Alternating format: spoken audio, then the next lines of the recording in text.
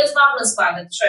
ભારતીય સંસ્કૃતિનું ગૌરવ રાષ્ટ્રમાતા પન્નાધ્યાય વનસ્થળીમાં વૃક્ષારોપણ સમારોહ સંપન્ન થયો।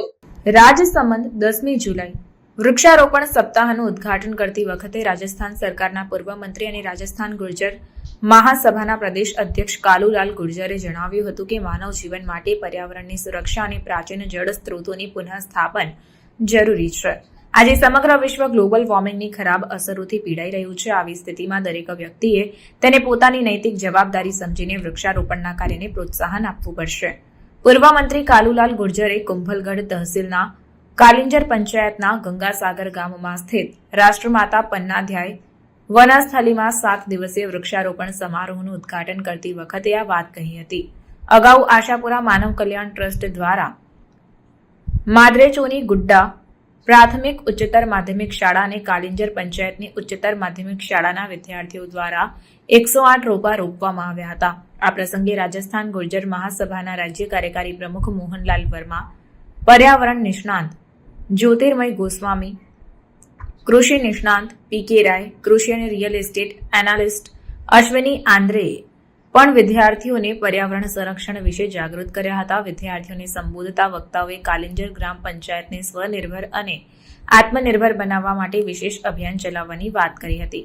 રાષ્ટ્રમાતા પન્નાધ્યાય વનસ્થલી ખાતે પૂર્વ મંત્રી કાલુલાલ ગુર્જર, રાજસ્થાન ગુર્જર મહાસભા રાજસમંદ જિલ્લા પ્રમુખ હજારીલાલ ગુર્જર, રાજ્ય કાર્યકારી પ્રમુખ મોહનલાલ વર્મા, નાયબ કૃષિ રાજ સંમત એ પણ વનમાં વૃક્ષારોપણ કરીને પર્યાવરણ જાળવણીનો સંદેશ આપ્યો હતો।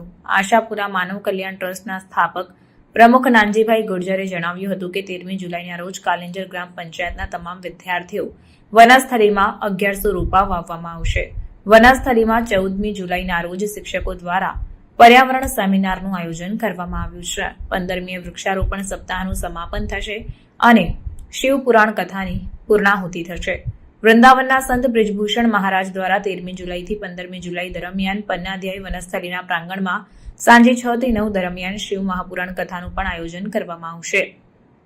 15મી જુલાઈના રોજ વૃક્ષારોપણ સમારોહના સમાપન પ્રસંગે રાજસમંદ જિલ્લા, રાજસ્થાન રાજ્ય અને અન્ય રાજ્યોના ગુર્જર સમુદાયના સંગઠનોના અધિકારીઓ પણ આ કાર્યક્રમમાં ભાગ લેશે। तो नमस्कार नहीं बोलूंगी मैं, तो पहले नमस्कार तो सब लोगों ने बोला, सब लोगों ने बहुत कुछ बोला। गुड मॉर्निंग बोलो सब, गुड मॉर्निंग।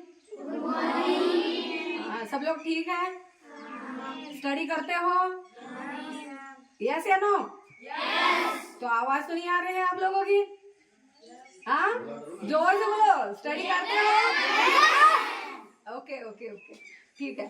तो अभी तक जो भी मतलब सब लोगों ने जो अतिथि आए हैं और आशापुरा मानव कल्याण ट्रस्ट से जैसे ही मतलब हम लोग आए और गेट खोलने के बाद तुरंत सर को जैसे ही बात की यहाँ पे, तो हमारे यहाँ तो महाराष्ट्र में मतलब मैं मेरे महाराष्ट्र की बुराई नहीं कर रही हूँ, लेकिन वहाँ पे तो कोई अलाउड नहीं करते। बट यहाँ पे जैसे ही आते ही सर से जैसे ही थोड़ी ही बात करने के बाद तुरंत सबको बच्चे भी सब इकट्ठा किए और सब टीचर लोग मतलब आप लोगों का यहाँ का जो कोऑपरेशन है ये देख के मतलब सबसे पहले तो बहुत अच्छा लगा। इसीलिए सब टीचर लोगों का, आप लोगों का पहले तो सबसे पहले धन्यवाद बहुत।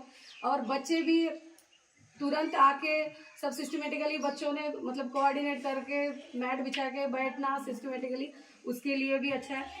और आप लोग जो है, आप लोगों को अभी पौधे दिए जाएंगे, जो पेड़ दिए जाएंगे, प्लांट दिए जाएंगे। ट्री अलग अलग प्लांट के नाम है, जैसे आपको हिंदी में भी पता है, इंग्लिश भी पढ़ते हो आप लोग, बराबर।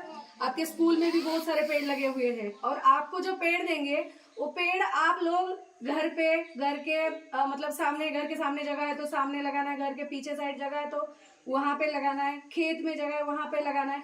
लेकिन जो पेड़ लगाओगे वो पेड़ को पानी देना है।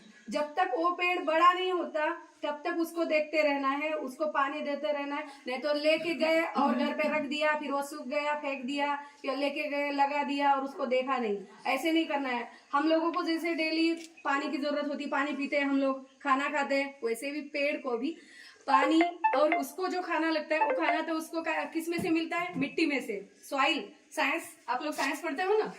हाँ, तो उसको जो है सॉइल में से जो जो चीजें चाहिए तो वो मिलती है। और हम लोगों को ऑक्सीजन लेने के लिए जैसे एक बहुत अच्छी चीज है कि यहाँ पे नीम बहुत अच्छे से होता है और नीम की जो ग्रीनरी है, नीम से सबसे ज्यादा ऑक्सीजन हमें मिलता है। नीम और